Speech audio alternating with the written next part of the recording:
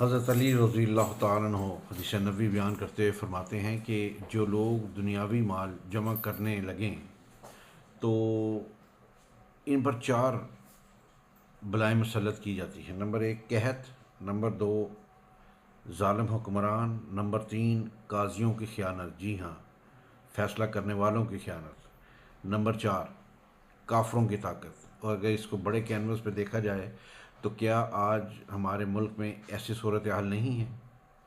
پوچھا گیا کہ آزمائش کیا ہے، تو بتایا گیا کہ آزمائش زندگی جو ہے آزمائشوں کا سمندر ہے۔ جی ہاں، زندگی آزمائشوں کا سمندر ہے، کسی سے لے کر آزمایا جاتا ہے اور کسی کو بے تحاشا دے کر آزمایا جاتا ہے۔ بس کہیں صبر کی اور کہیں شکر کی آزمائش ہے۔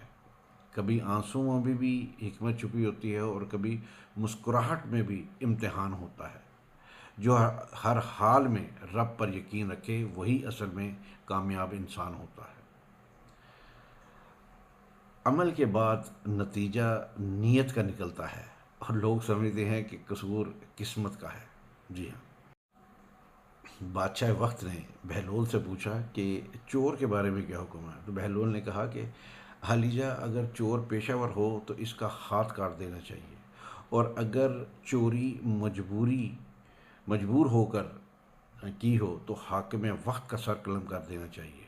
اور ہمارے ملک اور قوم کی یہ جو حالت ہے، بے روزگاری، بھکاری اور چوری کی جس حالت میں مبتلا کر دیا گیا ہے، کیا اس کے ذمہ دار ہمارے حکمران نہیں ہیں؟